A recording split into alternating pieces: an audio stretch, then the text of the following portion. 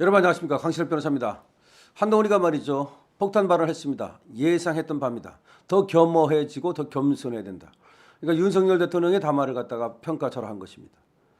겸손과 겸허라는 말로 윤석열 대통령이 2시간 20분에 걸친 그 각고의 노력을 모두 물거품으로 만들어 버렸습니다. 이게 여당 대표입니까? 여러분, 이게 야당 대표입니까? 도대체 남당 대표입니까? 정말 하찮은 자의 하찮은 헛소리인데요. 지금부터 또 한동훈이가 어떻게 헛소리를 했는지를 생생히 전해드리겠습니다. 아직까지도 강신업TV 구독자 아니신 분께서는 지금 바로 강신업TV를 구독 버튼 눌러주십시오. 더 좋은 방송으로 보답하겠습니다. 한동훈이 말이죠, 한참 동안 내놓은 말이 제우 국민 앞에서 더 겸손하고 겸허해야 한다. 거기다 뭘 붙였는지 아십니까? 우리 모두. 아니, 차라리 그러면 윤석열 대통령은 국민 앞에서 더 겸손하고 겸허하게 해야 되는데 그러지 못했다 이렇게 말하든지, 차라리 좀 솔직해지든지. 제가 한다는 말이 우리 모두 국민 앞에서 더 겸손하고 겸허해야 한다. 김건희 여사 리스크 특별감찰관 임명 절차 곧바로 추진하겠다. 아니, 특감은 그거 언제부터 얘기한 건데, 특감 땡감이야, 특감이야. 민주당은 하지도 않겠다고 그러고 관심도 없겠다고 그러고, 특감이 뭐야, 특감이 대통령실 감찰한다는 얘기예요. 근데 특감이 모든 만병의 무슨 통치학처럼 얘기하는데 참 한심한 놈이라는 생각이 듭니다. 저 특감이 뭐냐면요, 문재인이 때 원래 저걸 갖다가 임명을 안 하고 그래서 유야무야 된 건데, 저게 특별감찰관 한 명 한다고 그래도 걔가 열심히 안 하고 그냥 대통령 쪽에 붙어가지고 대통령실에 붙어가지고 그야말로 슬슬 해버리면 아무 의미도 없는 거예요. 특별감찰관이라고 하는 것이 친인척 비리 뭐 있는 거 이런 거 감찰한다 이거야. 그래서 특별감찰이야. 그래, 특별감찰이 있다고 그래가지고서 뭐가 그렇게 금방 되는데, 어차피 그래봤자 특별감찰이 아무리 감찰을 해도 결국은 검찰이 수사로 이어져야 되는 거고, 그래야 뭐가 나오는 거고, 그렇게 해서 되는 게 아니라 지금 부속실이 중요해요. 그 부속실 지금 부속실장 임명했다는 거 아닙니까? 그 부속실장 임명하고 부속실 지금 활동에 들어간다는 거예요. 그럼 부속실이 있으면 부속실이 뭐 하는 겁니까? 결국은 김건희 여사의 어떤 일정 같은 거 조율하고 내지는 보조하고, 내지는 김건희 여사가 엄한 놈들하고 만나거나 엄한 놈들이 여사에게 접근하는 거 이런 거 다 차단할 수 있고, 그런 어떤 보좌하는 것이 부속실이야. 그럼 부속실이 잘하면 되는 거지. 꼭 특별감찰이 있어야 무슨 뭐 다 되고, 특별감찰이 없으면 아무것도 안 되고. 그럼 문재인 때는 왜 특별감찰 안 했는데, 그때는 왜 특별감찰 문재인한테 해보라고 그 소리 한 번을 못하고 이제 와서 맨날 특별감찰이야. 차라리 다른 거를 들고 나왔으면 그래도 진정성이라도 있고 무슨 아이디어라도 있고. 이게 무슨 말이냐면 그냥 똑같은 죽은 레포트를 계속하는 거예요. 그러니까 이거는 굉장히 사악하다는 거예요. 무슨 말이냐, 무슨 말을 하고 하루 꼬박 침묵한 거예요. 추경 원내대표는 바로 말이죠, 윤석열 대통령의 담화가 나오자마자 어쨌든 간에 진솔한 사과를 했다. 진정성 있다. 앞으로 당이 똘똘 뭉쳐가지고 잘 나가자. 홍준표도 또 그런 말 하지 않았습니까? 대통령께서 어쨌든 이렇게 사과를 하고 이런 마당에 우리 국민의힘에서 경솔한 짓 하지 말고 촐랑거리지 말고 그런 것도 용서하지 않겠다. 단합해서 나가자라는 말 했고, 그러면 하려면 빨리 말해야죠. 원래가 시기라는 게 있는 거예요. 말의 시기가 있고 말의 내용이 있고 수위가 있고 항상 그런 거야. 그런데 한동훈이는 항상 때를 놓쳐요. 때를 놓치고 제가 말의 내용도 그렇고 방향성도 그렇고.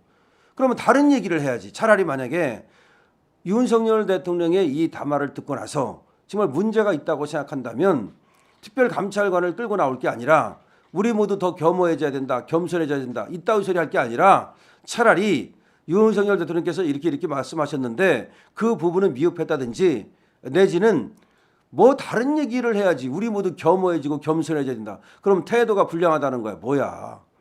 야당만도 못해요. 야당은 차라리 말이죠, 확실하게 깔 건 까고 말이죠, 뭐 빵점이다 이런 식으로 얘기하고 안 하는 것만 못했다 이런 얘기하고 누가 윤석열 대통령한테 무슨 뭐 이 담화를 하라고 한 거냐?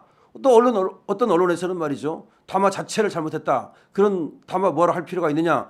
그렇게 말합니다. 차라리 뭔가 좀 더 솔직하게 얘기를 하든지 아니면은 담화가 윤석열 대통령이 어려운 담화를 2시간 20분 동안에 걸쳐서 진정성 있게 솔직하게 사과를 하셨는데 이 마당에 당에서 단합해가지고서 윤석열 정권 청구할 수 있도록 뒷받침하겠다든지 뭔가 그렇게 얘기를 해야 되는 거지.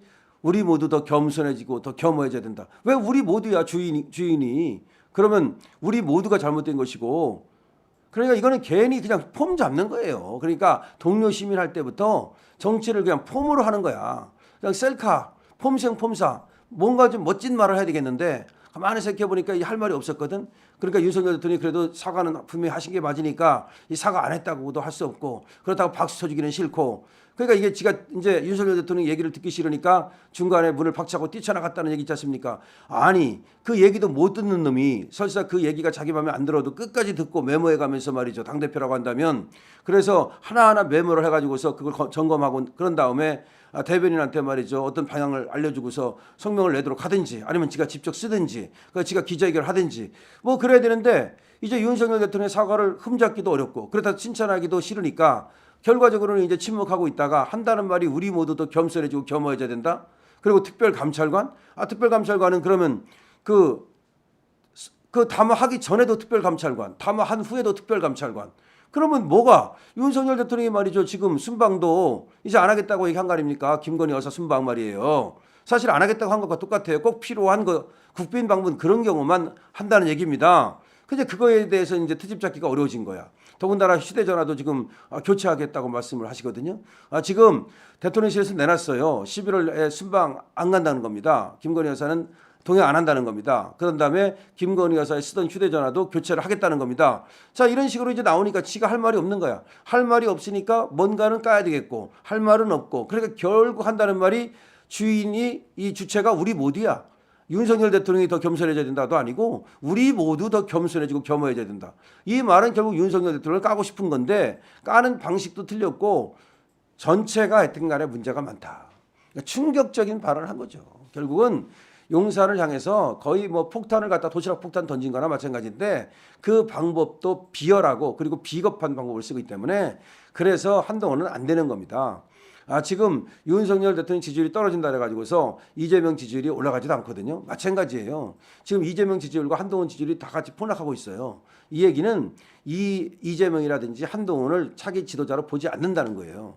그러니까 처음에 나왔을 때 뭐 지금 윤석열 대통령이 황태자 하니까 혹시 저 한동훈한테 어떤 기대를 걸어볼까 이런 생각을 했던 사람들도 다 이제 썰물처럼 빠져나갔습니다. 그리고 한동훈은 이제 안 되겠구나라는 것이 굳어진 거예요. 그러니까 이제는 당대표에서 내려오고 새롭게 당대표 뽑아가지고 심기일전해서 죽어도 대통령하고 같이 죽고 살아도 대통령하고 같이 살겠다. 이런 사람이 대통령하고 같이 이 당을 갖다가 이끌어가는 것이 맞다고 생각합니다. 그러니까 지금 뭐 63표를 얻었네, 표를 얻었네.